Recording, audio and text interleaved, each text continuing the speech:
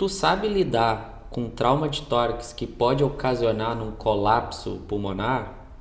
Tu sabe como lidar nessas situações de urgência e emergência, com pneumotórax aberto, pneumotórax fechado, hemotórax, tórax instável e o tão temido pneumotórax hipertensivo?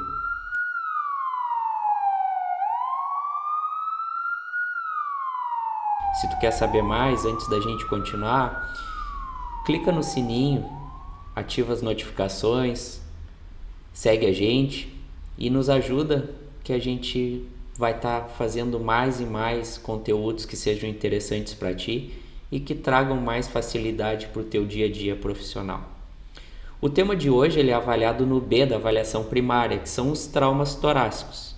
Nós vamos tratar de 4 deles, que são os principais que tu vais encontrar na urgência e emergência e nos teus pacientes politraumatizados, principalmente.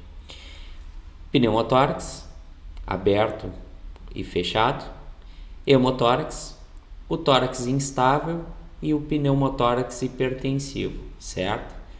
Antes a gente precisa lembrar um pouco da fisiologia da respiração, como que funciona a fisiologia que permite que a gente faça essa troca gasosa dentro dos nossos pulmões.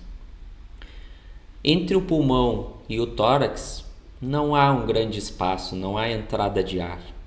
E tanto o tórax quanto o pulmão são envolvidos por pleuras, que a gente chama, que são tecidos que vão envolver intimamente esses dois locais. A pleura, a pele que envolve a parede torácica, se chama pleura parietal. E intimamente ligada ao pulmão é a pleura visceral. Essas duas pleuras, no momento que o tórax expande, elas estão intimamente ligadas, não há presença de ar significativo entre elas. Então, no momento que o diafragma, que é o principal músculo da nossa respiração, faz o tórax expandir, acaba que o pulmão expande junto com a caixa torácica porque não há espaço entre eles, há um vácuo entre eles, certo? Então o tórax vindo junto, o tórax expandindo, acaba que o tecido pulmonar, o pulmão, vai expandir junto, pois não há ar entre esses dois espaços. Por algum motivo, dentre eles o trauma, há uma entrada de ar nesse espaço interpleural. Entrando ar no espaço interpleural, o pulmão, que está intimamente ligado ao tórax, ele acaba que ele vai perdendo espaço para esse ar que entrou nessa cavidade interpleural. Isso se chama pneumotórax, é a entrada de ar no espaço interpleural. E esse ar ele pode entrar basicamente de 2 locais. Um é uma abertura do tórax para o ambiente, que é o tórax, a lesão de tórax aberta, que é por um ferimento por arma branca, um ferimento por arma de fogo, né? Um pedaço até do próprio automóvel contundente que foi lá e fez um furo no tórax. No momento que há essa abertura para o ambiente, quando o tórax expande, o ar do ambiente começa a entrar e ocupar esse espaço interpleural. Isso vai fazer com que o nosso pulmão ele acabe perdendo espaço e começa a colapsar, ele começa a perder espaço e começa a perder a capacidade de expandir. Essa é a lesão de tórax aberta, onde há um buraco no tórax que vai abrir espaço para o ar do ambiente entrar na cavidade torácica. Quais os tratamentos? O que eu tenho que fazer no pré-hospitalar? Ou eu vou fazer um curativo compressivo para cessar essa entrada de ar, não permito que o ar saia, mas também não deixo que mais quantidade de ar entre nessa cavidade torácica, ou eu vou usar um curativo valvulado, que são curativos mais modernos que a gente pode usar e que ele não deixa o ar entrar, mas quando o paciente faz um movimento de expiração, ele deixa que o ar saia dessa cavidade torácica.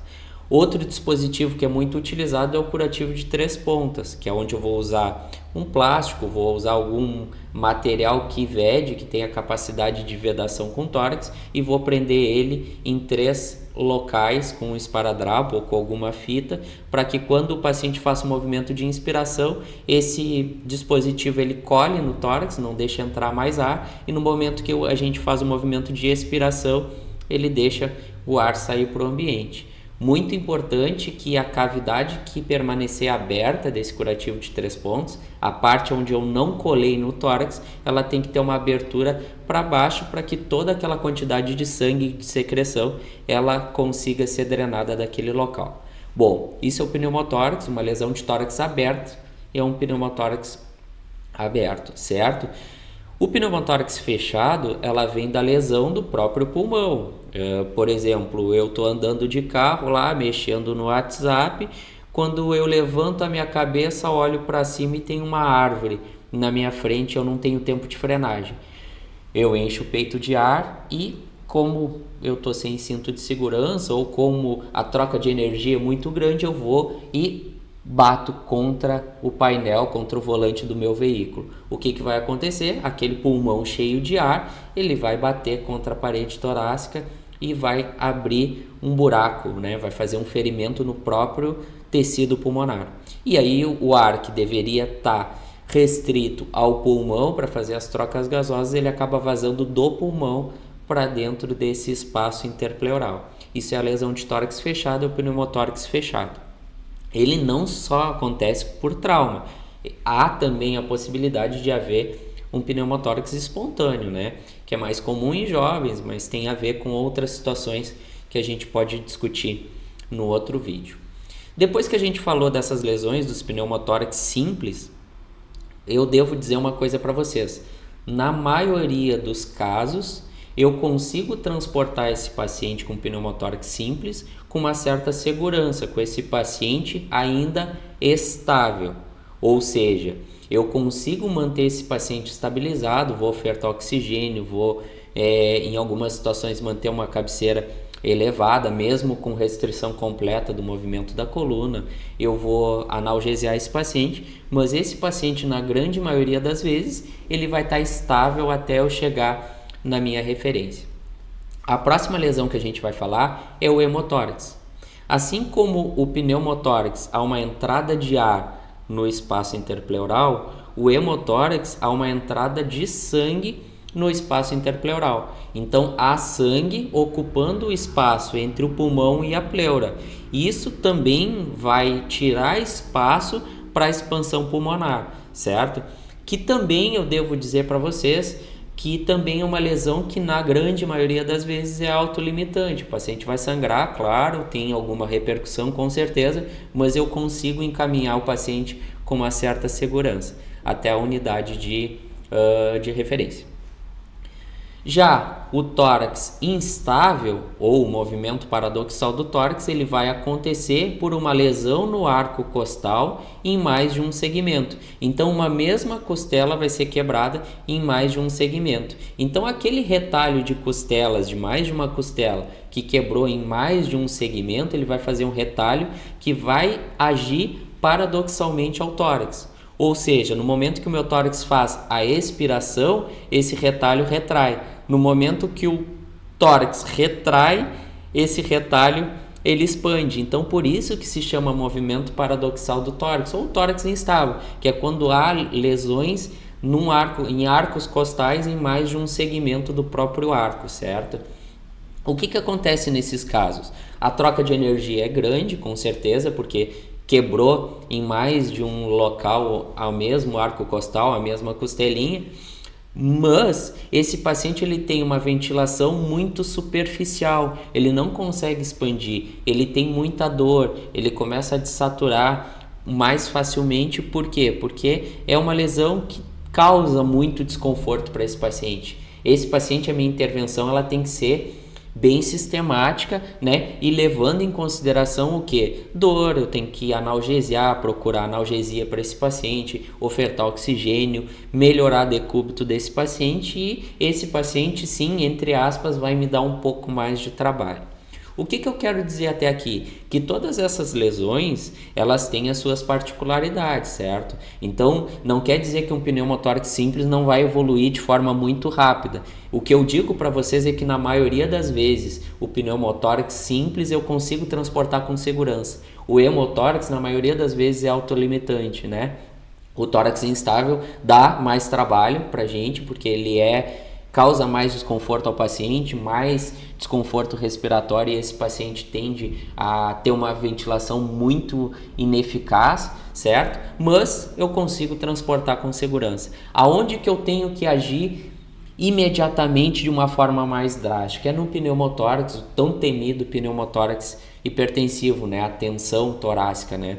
Esse pneumotórax hipertensivo é onde eu tenho uma pressão, uma entrada de ar tão grande em um dos lados do tórax que eu começo a empurrar, pelo aumento dessa pressão, eu começo a empurrar as estruturas para o lado contrário da onde está entrando esse ar. Então, o paciente começa a evoluir mal muito rapidamente e eu preciso intervir imediatamente, certo? Com a descompressão torácica, que hoje o enfermeiro já faz essa descompressão torácica, né?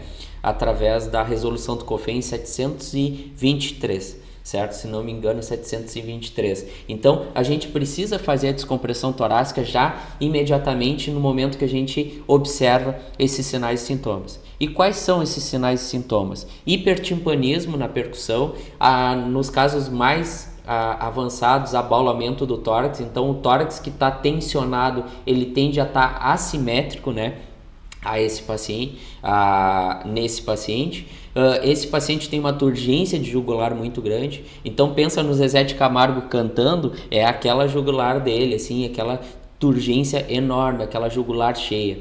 O paciente, como tem uma tensão aumentada torácica, ele diminui retorno venoso, então esse paciente também vai ter hipotensão, certo? E muito provavelmente esse paciente vai estar com uma turgência, um desvio de traqueia. Então eu enxergo a traqueia do paciente desviada para o lado contrário também dessa lesão. O que eu quero dizer para vocês? Que para mim avaliar esse tórax com qualidade, a primeira coisa que eu faço é avaliar a extensão, simetria torácica. A ausculta, onde eu enxergo diminuição de um dos lados, eu preciso observar o que? Na percussão, se eu tenho uma percussão maciça, no caso do hemotórax, uma percussão timpânica, né? Ou uma hipertimpânica, no caso do pneumotórax hipertensivo, certo? Esse é o básico da avaliação do tórax, no B da avaliação primária. Espero que você tenha gostado, comenta aí e até a próxima.